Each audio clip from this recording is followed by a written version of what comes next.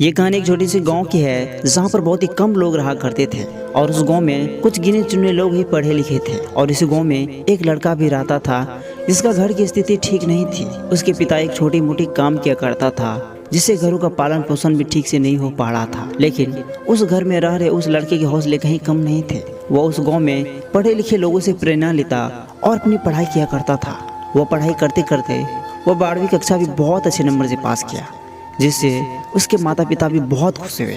और भगवान की कृपा से कुछ साल पहले उनके पापा का गवर्नमेंट जॉब भी लग गया, जिसके कारण उनके घर की स्थिति पहले से ठीक हो गई थी। और वो लड़का का एक बड़ा सपना था जो एक अधिकारी के रूप में काम करना और अपने देश को समाज की सेवा करना उनका लक्ष्य था।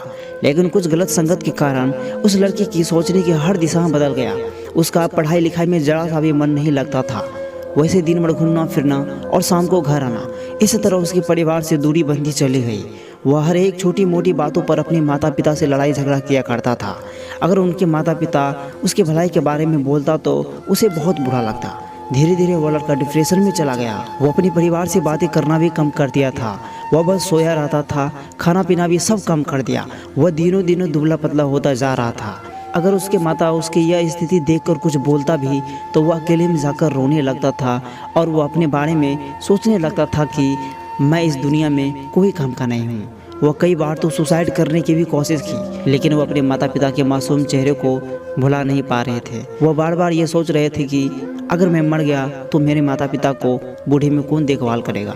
वह इस चीज़ को लेकर सुसाइड नहीं किया करता था। उसके इस व्यवहार के कारण उसके माता पिता बहुत ही दुखी थे। वह सोचता था कि एक अच्छा पढ़ाई लिखाई करने वाला लड़का एक गलत संगत के कारण किस तरह बर्बाद हो गया। लेकिन कुछ समय के बाद लड़के ने भी धीरे धीरे अपने गलत दोस्तों का साथ छोड़ दिया और अपने गलती पर एहसास किया और अपने माता पिता के साथ इस तरह के बर्ताव के कारण वो अपने माता पिता से माफ़ी मांगी और दोबारा ये गलती न करने की वचन दी। और वो लड़का फिर से अपने सपने के प्रति पढ़ाई करना शुरू कर दिया। अब उनके माता पिता को फिर से अपने बेटे पर गर्व होने लगा। देखो दोस्तों, हर किसी के जीवन में कुछ न कुछ समस्या होता है।